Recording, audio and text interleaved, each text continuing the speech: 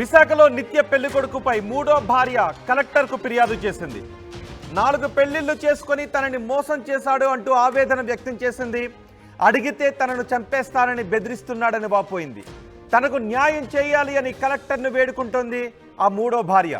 విశాఖ కొమ్మాదికి చెందిన గోవింద్ కుమార్తో చీపురపల్లికి చెందిన వడ్డాది సుజీ అనే యువతికి 2015 సంవత్సరంలో ప్రేమ వివాహం జరిగింది. ఇద్దరు ప్రేమించి పెళ్లి చేసుకున్నారు. సుజీతో పెళ్లికి ముందే గోవింద్కు 2 పెళ్లిళ్లు జరిగాయి. సుజీని మూడో వివాహం చేసుకున్నాడు గోవింద్ కుమార్. కొన్ని రోజులకు సుజీకి తెలియకుండా గోవింద్ తన నిజ స్వరూపాన్ని బయటపెట్టాడు. మరో పెళ్లి కూడా చేసుకున్నాడు. పెళ్లిల వ్యవహారంపై అడిగితే చంపేస్తానని బెదిరింపులకు పాల్పడ్డాడని చెప్తోంది. ఇటీవల మరో యువతిని వివాహం చేసుకున్నాడు గోవింద్. 4వ భార్యతో కలిసి గోవింద్ చోరీకి పాల్పడ్డాడు.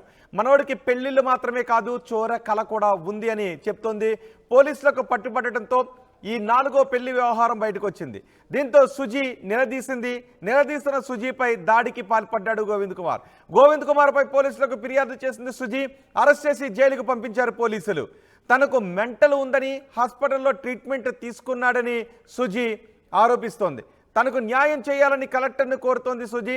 తనకు నష్టపరిహారం వద్దని, విడాకులు ఇప్పించి రక్షణ కల్పించాలి అని విన్నవించుకుంటోంది. కేసును విత్డ్రా చేసుకోవాలని గోవింద్ కుమార్ బెదిరిస్తున్నాడని చెప్తోంది. తనపై ఎస్సీ ఎస్టీ కేసులు పెడతామని గోవింద్ కుమార్ కుటుంబ సభ్యుల నుంచి బెదిరింపులు వస్తున్నాయని సుజీ బాధపడుతోంది. దీనిపై మా ప్రతినిధి పూర్తి సమాచారం అందించడానికి వర్మ సిద్ధంగా ఉన్నారు. వర్మ దగ్గర నుంచి సమాచారం తీసుకునే ముందు సుజీ తల్లి కూడా మీడియాతో మాట్లాడింది. సుజీ తల్లి ఏం మాట్లాడిందో చూద్దాం. మేము కైలాసపురం టైప్ 1లోనే టైప్ 2లోకి వచ్చామండి. ఆ పాప ఏమొచ్చి ఈ సేవలో జాబ్కి వెళ్ళింది పాప. నాకు అప్పుడు ఆ పాప ఏం చెప్పలేదు. తర్వాత వచ్చి ఇంటికి వచ్చారండి. మాకు ఎవరు లేరు, తల్లి లేరు, తండ్రి దూరం అమెరికాలో ఉన్నారు.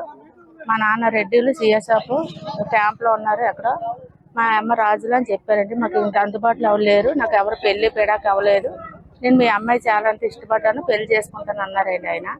సరే మేము గుడ్డిగా నమ్మేసాము పాపని. నమ్మేశాక మా ఆడపడుచు గారు విజయవాడ నుంచి మాకు చుట్టాలకు మా ఇంటికి వచ్చిందండి మా ఆడపిల్ల. ఆవిడ ఆడపిల్ల వస్తే నేను మా అత్తగారు ఉన్నారండి, మా అత్తగారు ఇప్పుడు చనిపోయారు. అయితే మా ఆడపిల్ల అన్నది దేవి నవరాత్రులు అయిపోయాక వెళ్ళి వచ్చి ఎంక్వైరీ చేసి పెళ్లి చేస్తాను అన్నాడు. ఈ లోపల దొంగసాటుగా పాపనే వచ్చి మా చిన్నత్తయ్య గారు చచ్చిపోయారు.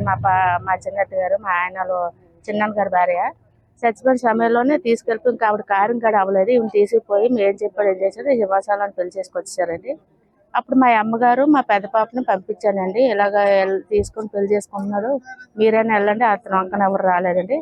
వాళ్ళు మట్టిగా అయితే ఉన్నారండి సాక్ష్యానికి. తర్వాత ఏమొచ్చి అప్పుడే మా ఆయనకి ఏవో డబ్బులు కోఆపరేట్ 3,30,000 అంతే అందింది. ₹1,00,000 కట్నం డబ్బులు ఇచ్చేసాము ఆయనకి. ఎవరు లేకంటే ఇచ్చేసాము, తప్పు మాదే. తర్వాత బండి కొనుక్కుంటానికి ఒక 20,000 ఇచ్చారండి. తర్వాత ఇంకా అప్పటి నుంచి ఇంట్లో తనఖా వేసారండి. అలా రిటైర్మెంట్ అయిపోయారు. రిటైర్మెంట్ బ్యాంకులో గట్రా డబ్బులు రాజేశాడు. ఇలా చేశాక మేము ఊరు వెళ్ళిపోయామండి. ఈ పాప అక్కీపాలెం ఉండేవారండి. అక్కీపాలెం ఉన్నాక పెద్ద బాబు కడుపుని పడ్డారు. తర్వాత వానరంపు చేసి చాలా టార్చర్ పెడుతున్నాడు ఈ అమ్మాయిని. ఈ అమ్మాయిని ఎలా వదిలేస్తారు, తీసుకెళ్ళిపోండి, అమ్మాయి ఏమైపోతుందో. వానరంపు వచ్చాక నేను ఆ అల్లుడిని మంచిగా మాట్లాడి తీసుకుపోయాను ఊరు. తీసుకెళ్ళిపోయాక బాబు పుట్టి నెలలోనే ఇతను 2 ఫస్ట్ పెళ్ళి అయిందని తెలిసింది. మా ఆడబట్టు గారు అడిగారు, మేము అడిగాము తిరగబడడం. సరే మేము మందలు ఇచ్చాం పాపకి, అయ్యింది అయిపోయింది, ఉన్నోళ్ళేరే చేసి ఎరగలాగా అడ్జస్ట్ అయిపోయి చెప్పాము. తర్వాత 2 పిల్లలు తెల్లాక ఇది పడింది. తర్వాత బ్యాంకులో డబ్బులు గట్రా రాసేసారండి. మా ఆయన ఎంత డబ్బులు కలితే అంతనే ఇచ్చేవాడు మా లెక్క చేయకుండా. ఈ లోపలని ఈ రకంగా టార్చర్ పెడితే ఇంక అప్పటి నుంచి పిల్లని పెద్ద పాప పుట్టాక అక్కీపాలెం నుంచి పొలం గుడికాసి వాల్టర్ తీసుకెళ్ళిపోయారండి అద్దెకి రెంట్కి. అక్కడి నుంచి వెళ్ళాక సాగర్ నగర్ వెళ్ళారండి. సాగర్ నగర్లో నాకు ఒంట్లో బలాకి వెళ్ళి పాప చూశాను. తర్వాత మా చీరబుల్లో అద్దెకి వచ్చారండి. అక్కడి నుంచి ఇంకొక ఇంట్లోకి వెళ్ళారండి. ఇంట్లోకి వెళ్ళాక చిన్నబాబు పుట్టాక నాకు మా అయ్యగారండి ఈ ₹2,000 మనమే తిందాం, మీ పాప డెలివరీకి వచ్చింది కదా, అలాగే మంచి మాటలు సామానాన్ని మా ఇంట్లో వేసారండి.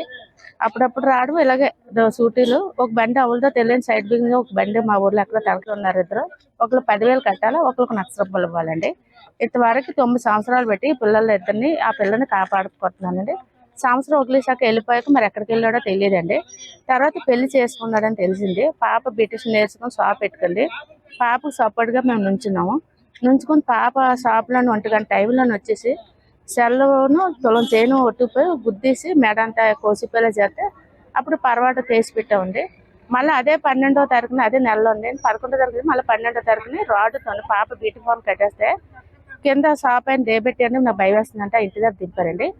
దిగండి రాడ్ తీసి పాపను కొట్టడం మా ఊరు వాళ్ళందరూ మీ అమ్మాయిని చంపేశాడండి మీ అల్లుడని చేశారండి. ఇది ఇంతవరకు నమస్కారం. నాకు న్యాయం నా పిల్లలకి మా మనవాళ్ళకి ఏమి నా పిల్లల్ని ఇడాకులు ఆడి నుంచి ఇడాకులండి పిల్లలకి ఏమి ఇస్తారో ఆస్కారాలు అతను పుట్టిన పిల్లలకి ఏదో ఆస్కారం చూడు నాకు ఆ న్యాయం అండి. ఏం కాదు.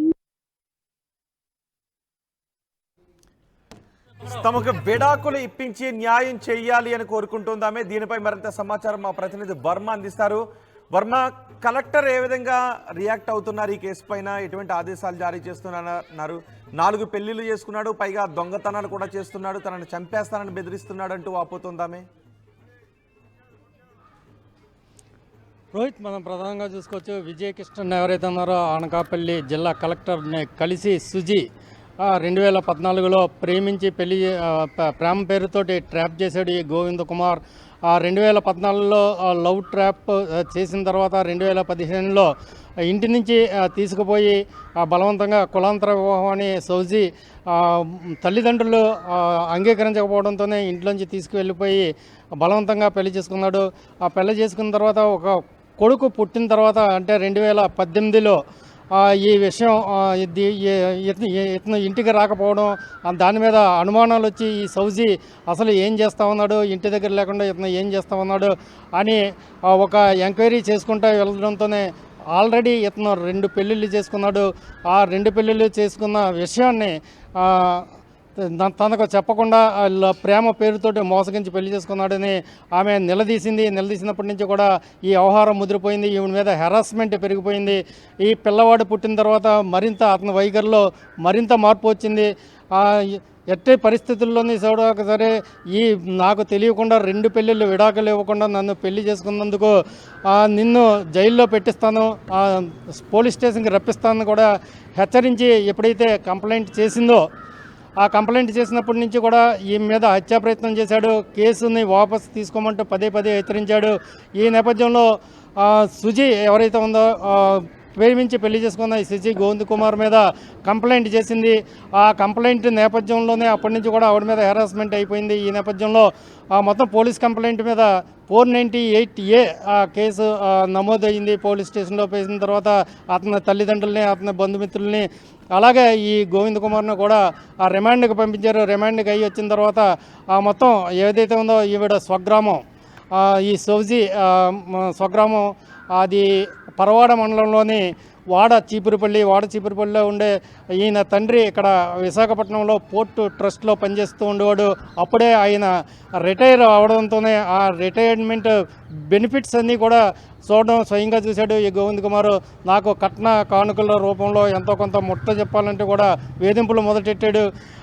దీనికి ముందు ఈ అమ్మాయి ఎప్పుడైతే వాడ చిపురిపల్లి వచ్చిందో భర్తతోటి విభేదించి అప్పుడు అతని తల్లిదండ్రులు గోవింద్ కుమార్ వాళ్ళ తల్లిదండ్రులు ఏవైతే రిటైర్డ్ బెనిఫిట్స్ వచ్చాయో వాటిని కాజేయాలన్న ఉద్దేశంతోనే ఆ ఊరు వెళ్ళి వాడ చిపురిపల్లి వెళ్ళి సౌజీ వాళ్ళ గ్రామ పెద్దలతో సంప్రదించి ఏదోలాగా కాపురానికి ఒప్పించిన తర్వాత తరచూ ఈ డబ్బుల్ని కానుకల్ని కోసం వేధించి ఉండడంతోనే ఆమె ఏదో భరించి ఇవంతా కూడా అతను పెట్టే హింస అంతా కూడా భరించి అక్కడే కాపురం చేసింది. ఈ లోపలనే 2వ బిడ్డకు కూడా తీసుకున్నారా?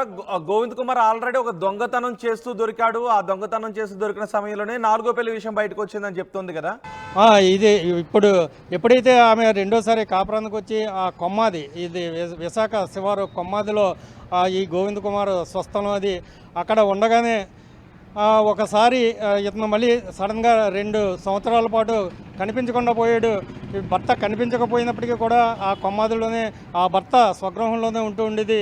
అసలు ఇతను ఎందుకు ఎక్కడికి వెళ్ళిపోయాడు అంది మళ్ళీ ఒక ఎంక్వైరీ చేసుకుంటూ కూడా ఈ సౌజీ వెళ్ళడంతోనే ఆల్రెడీ అతను జైల్లో ఉన్నాడు. ఒక దొంగతనం ఏదో జ్యువెలరీస్లో దొంగతనం చేసి పోలీసులు అరెస్ట్ చేయడంతోనే ఇతను జైల్లో ఉన్నాడని తెలిసి ఆమె ఆటోమేటిక్ దొంగతనాలు చేస్తున్నాడు, ఇంకో పెళ్లి చేసుకున్నాడు కాబట్టి డివోర్స్ తీసుకోవడానికి అది మంచి గ్రౌండ్ సరిపోతుంది.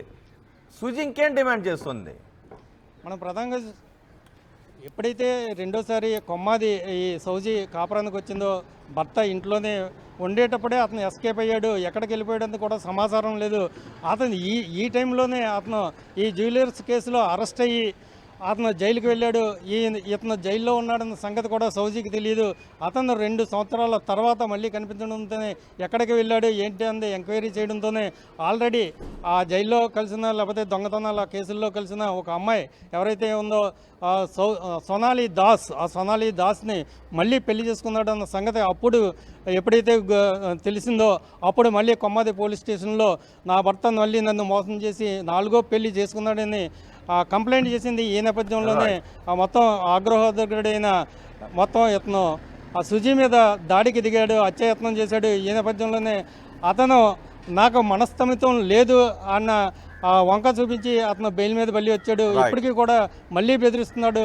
నేను ఇంటికి వచ్చేసినాను కూడా ఆమె విజయకృష్ణ ఎవరైతే కలెక్టర్కి ఫిర్యాదు చేశారు. రోహిత్ రైట్ వర్మ, నాకు గోవింద్ నుంచి ప్రాణహాని ఉంది అని చెప్తోంది. అంతేకాదు తను పెళ్లిళ్ళ మీద పెళ్లిళ్ళు చేసుకుంటున్నాడు, దొంగతనాలకు పాల్పడుతున్నాడు, తనను బెదిరిస్తున్నాడు అంటూ చెప్తోంది సుజీ. ఒకసారి సుజీ గోవింద్కి మధ్య జరిగిన ఫోన్ కాల్ ఉంది, వాళ్ళు ఏం మాట్లాడారో చూద్దాం.